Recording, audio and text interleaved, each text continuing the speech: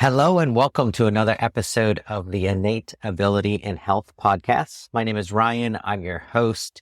And today we're going to be talking about stress and heart rate variability, specifically how stress management can actually improve heart rate variability. So as many of you may know, if you've heard some of my recent podcast episodes, I'm working with Natural Heart Doctor to help patients improve their results by managing stress, by managing the mental aspect of what goes on regarding heart health. So this is a really interesting topic that I wanted to cover. It's been gone over extensively in a study that was done. And the study was just done in 2024, and it was a meta-analysis. So a lot of different information went into checking this out. And it was put out by the Journal of Behavioral Medicine, and it's called Effects of Stress Management Interventions on Heart Rate Variability in Adults with Cardiovascular Disease. So as you can see, it's pretty much right on the money for what we want to learn about and be able to help when assisting people with heart health and everything that goes into how stress relates to that. So first of all, let's take a look at what is heart rate variability. Heart rate variability is a key indicator of overall heart health. And what it's measuring basically is the variation of heartbeats, the intervals between them specifically. And just to give you a really good quote on this that explains it a bit, this is from Harvard Health Publishing. A highly variable heartbeat means that interval between beats fluctuate. Although only by a fraction of a second, high HRV seems to signal a healthy heart because it reflects the heart's ability to respond quickly to rapid changes occurring throughout the body. Now, obviously, we all know if we're in the alternative health or holistic health field, that balance is everything in the body. And when your body is going through different processes, whether it's digestion, exercising, experiencing different stresses from toxins in the environment or stress or whatever it is, a lot of things change. Hormones go up and down, different levels of exertion change your electrolyte balance, et cetera, et cetera. Your heart has to respond and be able to handle all of these things. And heart rate variability measures the ability of your heart to respond during those times and to help you stay healthy and have the energy you need and everything else that goes along with a healthy heart. Now that we've got heart rate variability down, what does it have to do with stress and how does stress management influence it? And this is really, really critical to understand specifically. Most people think of handling stress as an acute thing where you are maybe de-stressing from some moment that has caused you to be stressed, to have some level of emotional distress or something going on in your life that causes that stress. And by regulating that down, you're able to maybe not go into AFib or to not have as hard a reaction on your blood sugar or your hypertension level or whatever it is, right? All of these things affect heart health. So that's how stress is usually addressed and thought of even in the holistic world. However, what was found in this study was that it goes beyond that.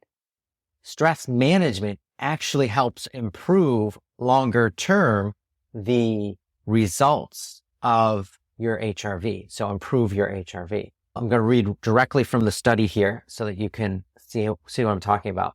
It says here, right in the introduction, cardiovascular disease affects over 120 million adults in the US and significantly reduces disability-free adjusted years. So people get worse as they get older or just in general, right? And then later on, it says here, next paragraph, psychological distress, depression, anxiety, and stress in general, increases cardiovascular risks in individuals with and without established cardiovascular disease. So we know that, and this study showed that stress, period, causes a worse result for people who have cardiovascular disease or who don't, right? Psychological distress elicits physiological responses, including sympathetic activation, so the fight or flight activation, right? Which have been implicated as possible mechanisms linking psychological distress and cardiovascular risk. Okay? This is the basis of what they were looking at in the study and what they found, and they're summarizing here. Heart rate variability, HRV, is a non-invasive measure of the autonomic nervous system.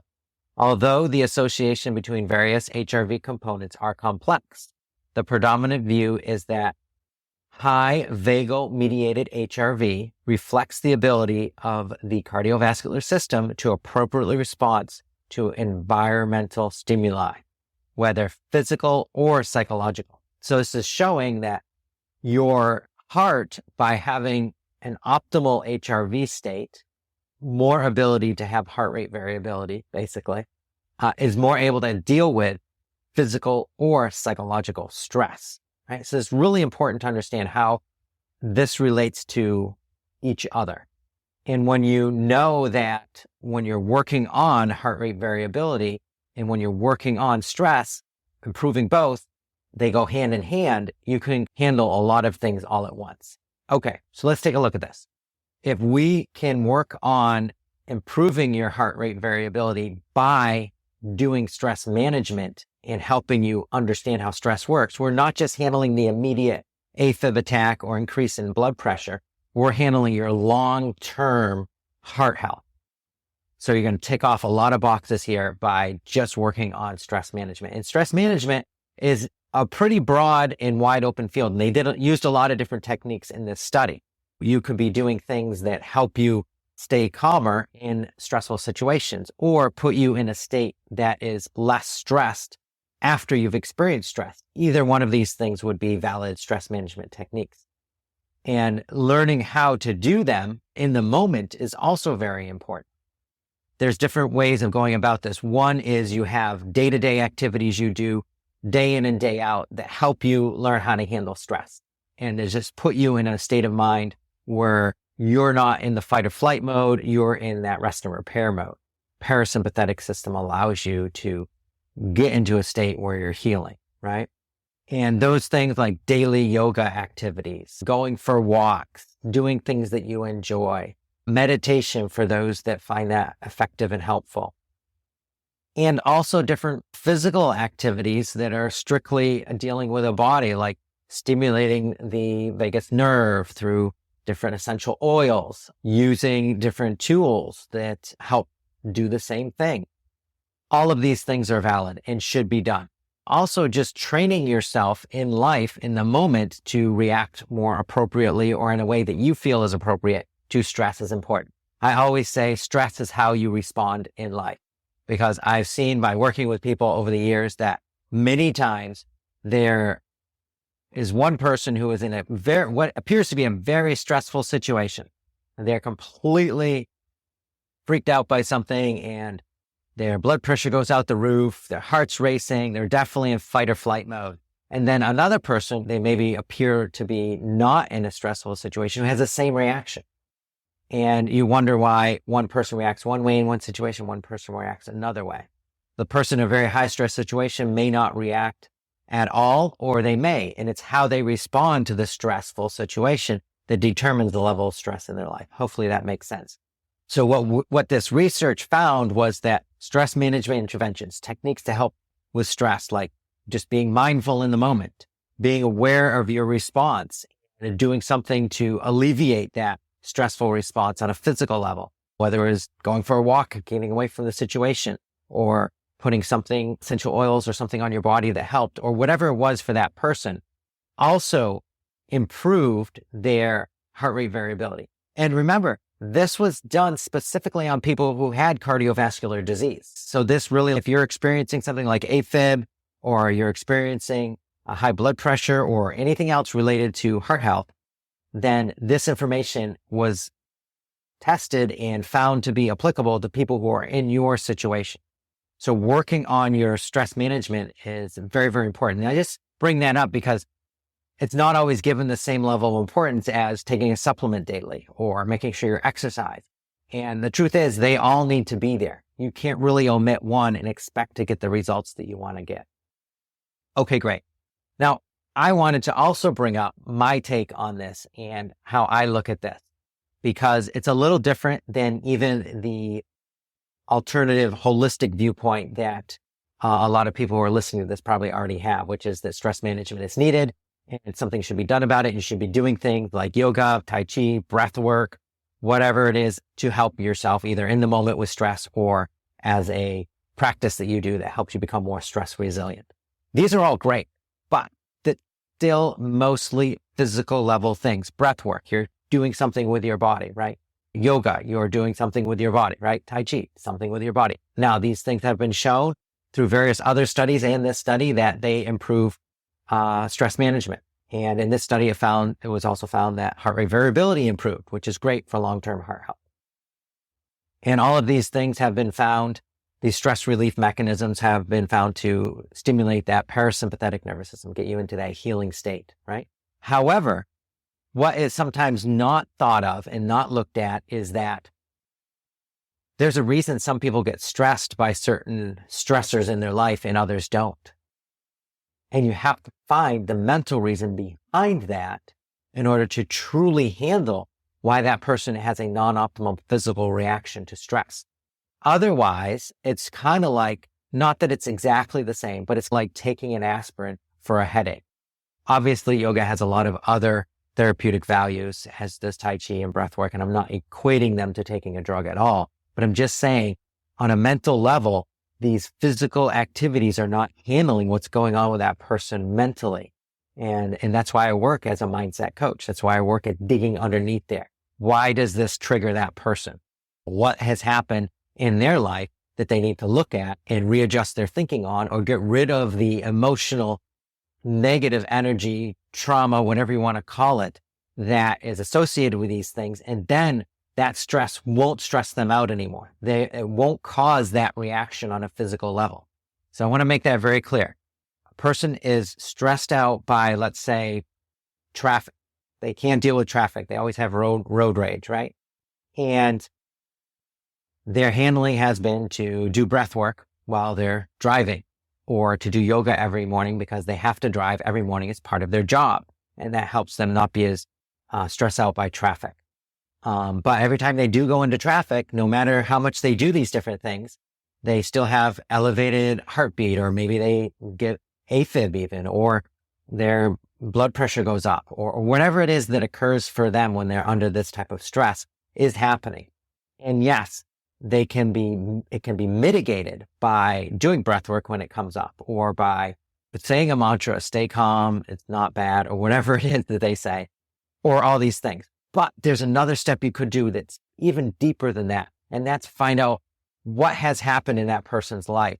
What are the mental computations that are going on that cause them to feel stressed about traffic, which then results in those physical changes that then occur and stress out their heart or cause different irregular heartbeats or whatever it is.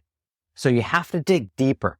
Just having mitigation techniques and things you do that kind of make it not so bad isn't the whole answer. It definitely could be part of it. But one of the reasons the person has stuck stress, so to speak, stress that always causes them an issue, is because they haven't gone and found out what's underneath that stress.